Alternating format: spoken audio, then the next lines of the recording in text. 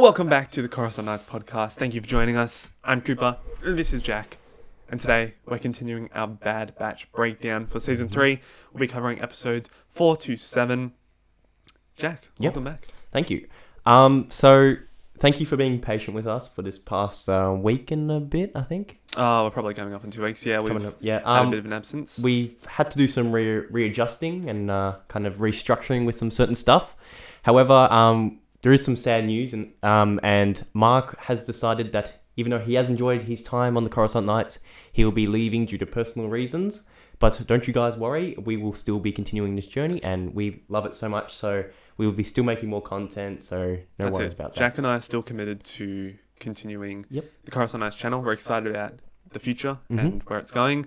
And so thank you for being patient with us, and, we're really excited to get going again, starting with today's podcast episode of the most Bad Batch. Recent episodes that have passed. That's it. If you probably haven't realised by now, we're trying to do a bit more grouped reviews block structures. Because I think we've realised that if we do single episode stuff, it might not be as in-depth and stuff, because a lot of the times with the Bad Batch is that there's some very minor kind of story implications or even, stuff that happens. So we think it's a better format for us. Correct. And we enjoy doing this anyway. So let's get into it, shall we? All right. Episode 4, a different approach. I was not a fan of this one. Episode 4s have not been my favourite in the Bad Batch. Last season, it was that weird pod racing episode. Oh, the tech pod racing, Yeah, didn't like it at all. This season, it's the one where Omega gambling. Yeah. Omega and Crosshair end up on the crash land on the planet. Yeah. There's this general who's got a big neck. And he's kind of corrupt as hell. Yeah, as always. Yeah. So look, I mean, I don't really have a whole lot to say about this episode. I thought the dynamic between Crosshair and Omega was good. Obviously, that's been developing since the first episode, and it's good to see that kind of grow. And obviously, we see that more in the next few episodes blossom even more. I felt like this felt like a lot of the Bad Batch episodes which just didn't have any substance at all. I really struggled to get through the whole thing. There was nothing enticing going through the whole episode. I didn't really know where it was going. Obviously, we got at the end. That was nice. Seeing the reunion between the two groups come together. I did like the ending, But just overall, that whole episode lacked substance. It lacked a reason to care. Well, speaking on that, I think this is a bit interesting because I don't defend the Bad Batch for any sense, but for this case I will. I think maybe because they're trying to not rush any plot in terms of like getting them back to the Bad Batch straight away, but they did at the end of the episode. But I think they're trying to... They realize that they can't have plot in every episode, I think. So I think they're trying to just develop certain characters, and I think for this instance, having a lot of time with Omega and Crosshair leads me to believe that they're probably going to be the ones who maybe survive. And I know we were saying a lot behind closed doors after each episode. We're trying to say that like, who's going to survive and who's not going to make it and all this kind of stuff. And you would think commonly the two who would survive with Omega, if Omega does, would be Rekko and Hunter, because of how they're kind of already got that father-daughter kind of relationship with both of them. However, I think Crosshair maybe might be the new bringing up the reason why they're spending so much time together is maybe because they will be the only two to survive. Possibly. And maybe be the one to, make a sacrifice play for Omega maybe, because it shows that he's still a bit, he doesn't like to connect with people that much. But main takeaway from this episode for me was how they didn't just run into the arms except Crosshair straight away. And it had that very kind of long shot of both the ships at the end. That was Omega's there and Crosshair's still kind of there, and it doesn't seem all buddy friendly, which is good. A bit of tension there, which is always great, which follows up perfectly into the next one. Poncho Stormtrooper, very cool. I thought that design looked sick with the trench coat kind of over the top of the, and then he gets destroyed by the ship's engines. But that's fine, I did like the tension of it, even though it's a classic trope. Like, oh no, the goodies are crash landed. Imperials walk in and they have to play it off cool and all this kind of stuff. Like, it's a trope, but I didn't hate it nor love it. It was kind of there. Like, I don't think it was as bad as the pod racing one from last season, because I think at least this one had Imperial kind of motives when the other one was just a random pod race that wasn't a pod race. So I think it isn't great, but it's still not the worst we've gotten from the Bad Batch in terms of individual episodes. That's fair. But yes, I think that is literally all we can talk about because not much else happened apart from that, aside from seeing how good Omega's gambling skills are. Yeah, pretty much. Yep. Also, can I just say, how come in almost every single episode I feel like now, Omega is always has a morally tough decision to make. tough decision. Yeah. So in this episode, Batcher, who she's known for a couple months maybe, runs off or gets taken away. Yeah. And then she's like, no, he's a part of our group. We're going to go save him. I'm going to get him regardless of if you come or not. Yeah. And then Crosshair's like, oh, I got to go as well. Yeah. It's like Omega's almost the main decision maker. I think for the this group. season she's a lot more of the main character. I think that's the thing. That's true. I think the other ones was the Bad Batch being the main characters, and now this one's like Omega and Bad Batch. That's true. Because the Bad Batch aren't really Bad Batch anymore, are they? Everyone's doing their own thing almost at this point. So and that was a comment I made in our first breakdown, that it just felt so empty. 100%. And now that we've gotten these episodes, which we'll speak about later, Yeah. It just feels like we've regained that group. Yeah, which is a lot better, I think. So, episode 5. The Return. This was almost one of the best Bad Batch episodes that 100%. I've seen in a long time. I think what I loved the most about this episode is that it had such a good dynamic between Hunter and Crosshair. They're all still a bit iffy with each other. Wrecker's a bit more open to it. Wrecker's open, but Hunter, you can really tell that he is not ready to forgive. 100%. Crosshair's not ready to admit that he made a mistake. And it culminates in this perfect moment where Hunter's like, what did you do to get on the Empire's bad side? And there's so much hesitation, and finally Crosshair's like, I killed an Imperial officer. So much weight lies on that. And I feel like that moment is when Hunter's like, okay, all right, this guy's not Imperial anymore. He's not loyal. Even though old mate, what's his name again? The other clone was like, Echo? no. Weird strip hair man. I forgot the strip hair guy. What? Is this another? Oh no, I'm thinking of the one after. My bad. With Rex's crew. Yeah. Where he goes, I don't trust this. Yeah, sorry, never mind. But they accept him after that. But then I was talking about how other characters. Well, that's for the next episode. To talk about how not everyone still accepts Crosshair for what happened, what he's done with the Imperials. So yeah. But besides that, I mean, even just the premise itself, obviously they've got to get the data pad working, and there's this big threat. It's a classic sort of It was literally Dune sandworm within the ice. Yep. And this is like straight after basically Dune, like almost part 2 came out. So it was quite funny how it lined up coincidentally with a similar thing. It was good to see the team work together again and build that trust between Crosshair and Hunter. And I think that's what this whole episode was trying to establish. So I was very happy with this episode. Definitely one of the best of the season. Probably one of the best of the series overall. I really liked it. Disagree. Okay. Good episode.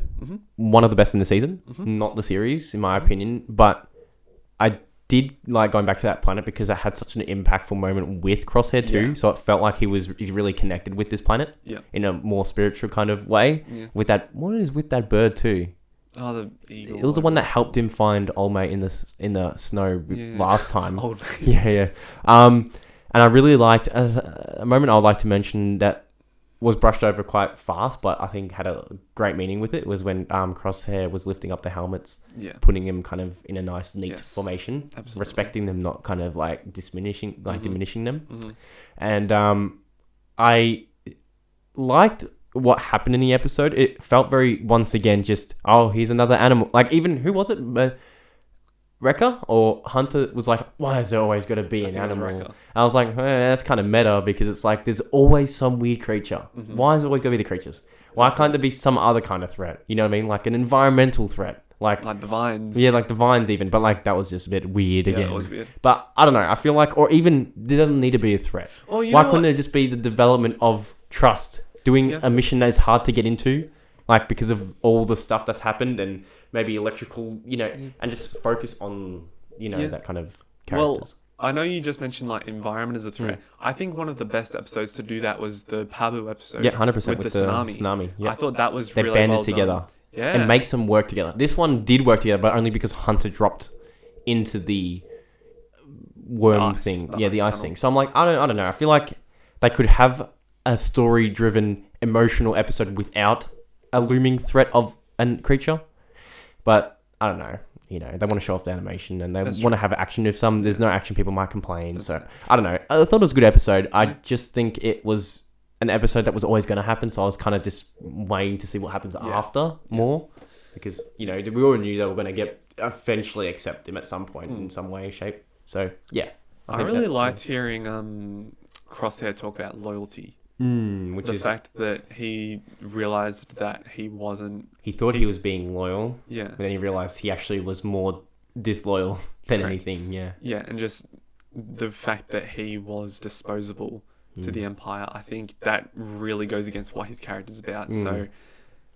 Yeah, that was really quite... This episode's so good. Once again, this Crosshair is the main folk, like, carrying every episode. Like, at the moment, even last season I despised, but the episodes that I liked or in moments that I enjoyed was Crosshair. Yeah. It feels like Crosshair should have been the main focus for the whole show anyway. You know what I mean? Like, I still think Hunter does nothing. Yeah, when is Hunter going to do something? I feel like ever since the Camino falling in the first season, he hasn't done anything. He hasn't used his abilities. He hasn't really been a leader. If anything, he's been a horrible leader. And he hasn't even taken that into account. As a good leader, you would, you know, take responsibility, but he hasn't done anything, Hunter, apart from just complain about where's Omega and, oh no, Omega's gone. Yeah. You know what I mean? I don't know. Wrecker's always using his strength. Crosshair's still trying to use his perfect aim. And Echoes and Tech were still doing their, you know, respective roles as a half droid and a computer, basically. So it's like, Hunter's just useless. His main role is to be a leader, and he hasn't kept anyone together. That's true. So that is true. That is a good when point. you think of it like that, I'm like, what's the point of having him here? Yeah, you make a very good point. But yeah, next episode. Next episode. Do you want to talk about this one in like conjunction? Yeah, I think this one. The main thing I had to tell Cooper straight after was it's one episode, and this is why every time they say that now that they're going to have multiple episodes releasing together, even when they released the first ones of the season together, like the first 3, wasn't it? Yep. Yeah. They're all one episode. Yep. And I think they get that. They just don't want to make a Clone Wars episode more than 25 minutes or whatever, or half an hour. But it's hard to differentiate the two because I think you can't watch one without watching the other. If you watch one, like, I think, in my opinion, episode 6 was better in introducing what's happening, but it was incomplete. So if you watch that and then just go, oh, I'm not going to watch the next one and just watch the one after that, you'll be like, well, that was just brushed over, kind of thing. But then if you watch 7 on its own, you'd be like, I didn't really need 6 that much. That's it. So it's like, well, I don't know if that's good for the show, but as a binge format, it's good. It is good. Because they flow perfectly together. It has a good tension. The music's unreal. I still kind of hope that this, because everyone's theorizing now online too, that, because we're talking about the one that doesn't get captured, the other assassin clone thing person, it would be, everyone goes, it doesn't need to be a cameo. It should just be a regular clone, like, being transformed. Whilst I agree with the point normally that we don't need cameos all the time, it would feel weird how this clone in particular is so driven and good. He didn't get captured like the other ones, kind of, you know, in the sense of, like, he made it hard for the Bad Batch to, you know, basically get out and all that kind of stuff. And also basically destroyed 2 of Rex's colleagues. So it'd be nice to know that it's got more behind the mask than it's just a regular clone. Because if it's just a regular clone, I'd be like, oh, you know, why is he so good? And also why they're focusing on him so much. And why they keep looming the camera on him. Yeah. Why they keep, like, kind of making it feel like he's some great character. Tech. Maybe. Or other clones. And it's really good to see Wolf again. It was great to see Wolf again. I loved it. Honestly, when he first showed up, I completely forgot who he was. Because I haven't watched the Clone Wars for ages, so I forgot his markings of... I was like, I know this is someone, but who is it? But then I remembered, and then I was like, yeah, that's great. But I also liked how he still helped Rex, in the sense that he didn't... let him go. Yeah, and I find it hilarious how the commando was like, are you going to let him go, sir? And he was like, yes, we've got what we need, or whatever. Like, we'll get him later, kind of thing. Yeah. I don't know. I really like seeing Rex. Like, seeing Rex in these two, like, just kind of shows that... It just reminds me once again that I really could not care any less about the Bad Batch, but every time Rex shows up for a cameo, why can't I focus on Rex's story with Echo? Well, kind of thing, you know what I mean? Rex has got something going on. He's got actually more meaning to the overall looming attack against, you know, the Empire than Bad Batch. They're currently just on the run every 24/7. They haven't really fought back. Rex feels like he's fighting back. Rex feels like he's actually doing something for the galaxy. When I don't feel like the Bad Batch are. They're just kind of being an inconvenience of holding Omega basically against, like... That's true. On the Empire kind of thing, you know? But yeah, it's an interesting one. It is. I really like that Rex is having such a big influence over the clones. Obviously, he's well respected. But just... Even when they've got their chips or, you know, whatever's still in, he's still got that commanding voice kind of thing. He does. Yeah. And just he's trying to be reasonable, you know, saying that Instant. they are going to be phased out and they're going to be left with nothing. And he's not trying to just instantly murder them like Yoda does when they turn. And it's so funny when he just goes straight, yes! Yeah, I'm just going to attack. I've hated these clones. I'm going to kill them. When like Plo Koon and all these people are like, nah, we respect our brother. It's okay. We respect our soldiers. And then Yoda's just like, behead you. You know, so. But what is your main takeaway from these two together? I thought it was very slow. I thought it was way too slow. It's very drawn. It is. I thought the funniest bit of the episode was when Wolf dismisses the first assassin clone, or the second assassin clone, and he goes to his ship, presses the button, doesn't work, and then goes back inside. It's so funny. It's like being told that it's like walking in the same direction as someone when you say goodbye. And then you're like, oh no. Yeah, it's funny. But overall, he kept dismissing that clone. He did. He was like, I'm going to get to it later. I'm going to get to it later. Really? Yeah. Is that really what you would do? He's being a nuisance to your operation. Correct. And you don't know who he is really, or what he's here for. Why are you just dismissing him? That's it. Pretty lazy. Yeah. But overall, I think I didn't love the episodes. Coming from episode 5, I just thought it was a bit of a drawback. It had some good moments. I think it was more plot. It was more like that this is a threat kind of thing. And Rex emphasizes that kind of like we can't just sit back and... Yeah, and obviously we get the kind of realization that, you know, the Empire is still looking for Omega, and now there are multiple people aware of that. Assassin clones. Yeah. Also, we've kind of gotten the end result, or what's going to happen in the finale. At least we know what it's going to be. What are they trying to do? Yeah, they're trying to rescue the clone prisoners from Tantus. Well, yeah. Well, that's what I'm a bit disappointed about, in a way. Yeah, because how is this going to be the end of them unless old mate shows up? Well, that's the thing. I think old mate will show up. Yeah, but that's what I'm saying. And I haven't talked to you guys about it, but I talked to Cooper and I said, whilst I really want him to show up, he's been in every single media, anytime, like Fallen Order game, like Jedi games, any sort of DLC, any sort of anything, it's always Vader. And whilst I like Vader, I think getting too much of him would almost diminish his authority. You sound like Freddie Prinze Jr. Yeah, but it's true in the sense that like it's better in small. Like for example, I really would have preferred if the Grand Inquisitor wasn't done dirty in the Obi-Wan show and just be left to how he was in Rebels. You know what I mean? Yeah, of course. Like, and that's what I'm trying to say. If we keep bringing Darth Vader in and he keeps getting bodied or they escape or like they're holding their own against him, then it just ruins kind of his character in a sense. You know what I mean? It's like when you keep bringing like this is kind of my issue with Ahsoka with the franchise. She's in everything almost, but she's also not in everything. You know what I mean? She's always never in the main parts because obviously they weren't planning to have her initially. And she's kind of just there. She never dies. She never goes away. She doesn't really have an impact on anything really. She's always just there. And I'm like, well, we know what Darth was doing kind of during this time. We also know that he was like still hunting Jedi at this time. Like maybe he won't show up. Maybe it's just a Sarge or maybe it's a different, because like at this point, I know it's a massive thing that the Emperor wouldn't want to get out. But if Darth knew about this by trying to stop that, then he should have known throwing off Emperor in return wouldn't have been Spit or Jack, you know what I mean? Like, he would have been like, well, he's probably cloned himself. That's a good point. That is a good point. But maybe... Oh, well, yeah, actually, yeah, that is the finale. He would have been like, oh, I'm just going to stab him, or more be like, tell Luke, like, chucks him over, but then before he dies, tells Luke, he's been trying to clone himself. Like, go out and still search for him. And that's the same thing with the Wayfinder and Kylo and all that kind of stuff. Why didn't anyone mention it? Why didn't... You know, if he was looking for it, why wouldn't anyone tell him? Yeah. But this is what I mean. he's a legacy character. We know what he was doing around this time. Why kind of force him into a story like this? It would be cool to see him. Again, don't get me wrong. He's a presence, but like we've had him in almost everything, Rebels and everything. You know what I mean? Yeah. So it's like, do we need him? No, but I feel like that's a good answer for cleanup. Yeah, because then they're like, oh, well, the Bad Batch died to one of the most powerful Sith ever. Instead of just like, oh, they got dead, like they died by Hemlock, some guy. Yeah. Like some scientist. I know we're kind of transitioning on here.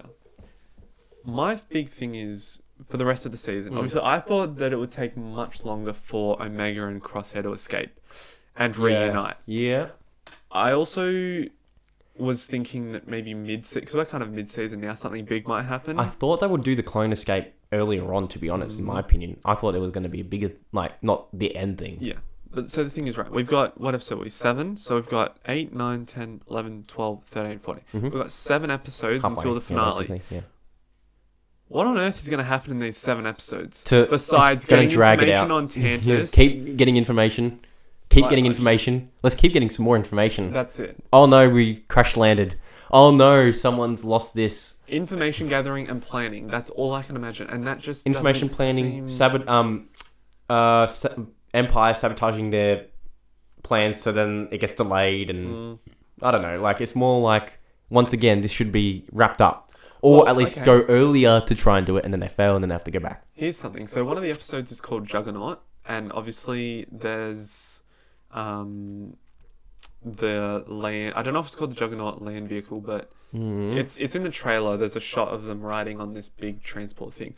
I have a feeling that might play a part in getting to Tantus, like being their transport vehicle. I don't know. It just seems weird that would be in. Is Asajj going to be a main character for the rest of this half of the show, or is she just going to show up like once? But apparently, I don't know. Apparently, she's doing more. Like, the voice actress is doing more stuff for Asajj. That's what I'm saying. I reckon she might be actually a bit more in the show than we think. Maybe she might be. Here we go. She might actually be sent by Hemlock to clean up the Bad Batch and collect Omega. Possibly. Then she gets transferred to their side. Yep. Then Darth or someone bigger has to come because it's or ex-Sith Lord. Maybe. They have to deal with her. Hemlock can't deal with her. And that's why Darth has to come. Maybe. And then they fight. And then he puts an end to Asajj. Yeah. That would be crazy because links crazy. to obviously Clone Wars. Yeah. Anakin inside Darth, like the suit would be like, bloody not Asajj again. I remember having to try and she was a, slippery bugger and him and Obi-Wan struggled to get her every time. I'm like, that would make more sense. Yeah. Because she can't just show up and be like, that's what I'm saying. What they do with Asajj for the rest is going to be interesting and it's going to be impactful because she can't just show up and dip or she can't explain where she was for this whole time. Like, obviously, because the book also said she passed. So it's like, well, are we just going to brush over everything and be like, here's Asajj? But also, like, Asajj isn't the only important character that's still yet to show up. Who's the other one? Fennec Shand and Cad Bane. That's still meant to be coming into the show. I think that's just going to be similar in the sense that Hemlock's got all resource to the Empire. They always helped out the Empire, or the villains of that sense. So do you reckon there's going to keep sending... This is going to be like a John Wick situation where everyone's be sent after Omega because some people are failing? Okay, so the next episode is called Bad Territory. I normally try and predict what's going to happen based on the title. What, they're going to try and infiltrate an Imperial... Well, no, so I feel like at this point in the show now, they have to transition back to what Hemlock's doing. We've been away from Tantus for so long now. What have they done? Don't know what they're doing. Nala Se, has she been killed by now? Yeah. But then you look at the rest of the Harboring, I'm not 100% sure what that necessarily means. Identity Crisis, Point of No Return. Identity Crisis for Asajj? Possibly. Point of No Return for Asajj too. That now she's transferred to the Possibly, goodies. Yeah. And then Juggernaut, which I'm going to assume is this vehicle one. Into the Breach, Flash Strike, and then the Cavalry has arrived, which would be the final. So it'd be a 3-part arc probably. The last three. Into the Breach, Flash Strike, and Cavalry. That'll probably be on Tantus. Yeah. It'd be over a span. They'll probably crash land outside of Tantus. In that case, we've got 5 episodes to introduce 3 very important characters to Star Wars Legacy. Yeah. Well, we know Cad doesn't die. Or Fennec. Yeah. Yeah. That's true. We literally know that they're safe. Asajj, we don't know. But, yeah. So, well, Hemlock shouldn't survive because he would have been shown in Mandalorian if it was cloning process. He would have been there. Hemlock will Or die Mensch, probably. yeah. And Nalase, I think, is probably got to go now. Yeah, because you can't have any more Kaminoans That's it. to That's it. know all this kind of That's it. Yeah. process. So, I don't know. I feel like gonna there's be going to be a lot of interesting. death or a lot of just, yeah. I feel by our next review of The Bad Batch, we will be have a bit- answers to at least one of the 3 characters. Yeah, 100%. Yeah. At maximum, we'll get all of them. Even the tech hidden thing, because like I know he's dead, but let's just say he stays dead and he's not back in it. They haven't even really brought him up for like they literally just brush him over basically. I'm like, okay, well he was the Bad Batch member. Why are we not mentioned apart from episode like 1? That's it. So yeah. I've got nothing else to say. I was gonna say like it's overall this is. I know we're almost at the end of the whole Bad Batch everything like completely. And this is where I'm at with The Bad Batch. It is not a bad show. It is fun to watch, but it will never be one of those things in the future where I'm going to be like, damn, I missed The Bad Batch. Or, damn, do you remember watching It's going to be a thing where I'm probably not going to rewatch. I probably definitely won't rewatch the seasons. I probably might rewatch episodes that I liked, but it's not going to be like The Rebels where every, 2 years I'll go back and rewatch 1 to 4. Yeah. I don't think I'm going to be doing that with Bad Batch because there was so many just lackluster episodes. So many just random stuff happening for random things. Yeah. If anything, I might just watch the ends of them. You know what I mean? Because I do look forward to it Wednesdays, but it's one of those things where it's like, oh, it's Wednesday afternoon. Oh, Bad Batch, that's right. But with Ahsoka, it's like, oh my gosh, I need to know what happens next. Like, what is Thrawn going to do? Like, what? You know what I mean? Yeah. And you could say, oh, because it's animated, not live action. But even with Clone Wars Season 7 and Rebels, you were hanging, you know what I mean? You were excited as a kid and everything to know what's happening next. And even Tales of the Jedi, you know, I know that released that. Didn't they release that all at once? Or, yeah. But still, I was still excited to know what the next one after it was. I know you could binge it straight away. But it still was more intriguing because it's about proper legacy characters. Actually, I think they did release it weekly. Did they? I don't remember. Or did they release... Hang on. Or did they release... There's arcs together. No, because there was something separate. Like they released them separately. And then and then Ahsoka took mad work from that Inquisitor. That was probably the coolest design ever. No, they all released them at the same time. That's what I thought because I remember not watching them all at once, but within the span of a week. Mm-hmm.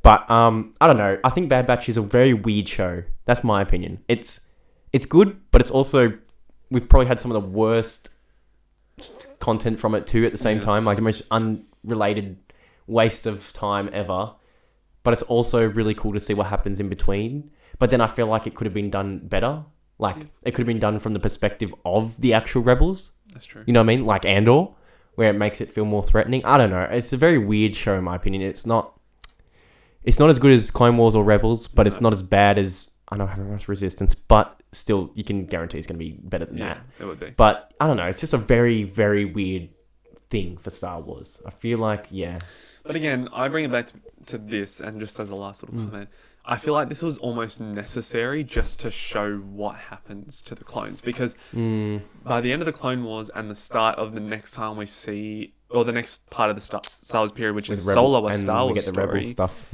there's no indication as to what happened to the clones. Well, yeah, you just see Imperial. Even Obi-Wan. Obi-Wan's probably the next project, actually, now that I think about it, rather than Solo. I just feel like the clones have never really been brought perfectly to live action. No. And this is what I'm saying. It would be nice to get a live action clone, not Clone Wars. Obviously it'll be cool, but imagine Bad Batch, but as live action. Yeah. It would instantly be a better show because you can connect with them better and it would feel more impactful. As an animated project, sometimes it's hard to... the reason why Season 7 at the end, especially with Ahsoka and Order 66, is because you're relating it to what we saw in the movies. That's true. It has more impact because of the live action. You know what I mean? Yeah, I suppose so this is what I'm trying to say. I'm like, it would have been cool to get an anthology series of a live action after the, what happened to the clones. And call it The Clones or... Yeah, I doubt. Well, they're kind of wrapping it up in this show, so that's I what I'm saying. No, we're not going to get that. But I'm like, it's cool to see Clone Wars style animation back, but it's just we didn't really know these characters until recently too. That's it. And they're expecting you to instantly jump on board. And you know what I mean? I don't know. It's a hard show. It's a very hard show to. It'd be interesting to see how it holds up and how we think of it in 5 years' time. give it some time, you know what I mean, and see what we think about it as like a re-review kind of thing. Yeah. Or because like I feel like a lot of these shows, I feel like this show in particular will just disappear. You know about what happens, but it won't be that impactful. Like even Obi-Wan, it still had impact in my opinion. Like it was not a good show at all, but I'm still gonna remember what, you know what I mean. They brought him back. It was such a big thing. So yeah, very interesting show. We'll wait and see. All right. So next week we will have a new blind ranking video, which will be good. Yes, yeah, it's a very interesting style one. So it's one that a lot of people will be doing lately on social media. Yeah. But it's going to be interesting to see how that goes. And stay tuned for some other videos as well. We'll be uploading because we're back now and we're going to be uploading content. So pretty much every week. We've got a couple more interesting fact videos planned too, which is coming up. We won't mention what they are now, but we keep track on the community tabs, and we might keep you posted on future stuff. And don't forget, we also still have our Patreon, and that's where you get early access to all these kind of videos and all the kind of. You also get a choice sometimes of what's come out first and all this kind of stuff. So it'd be good to support us and continue our journey with us. So absolutely. All right, that's all from us this week, and we'll see you next week. See you guys. See ya.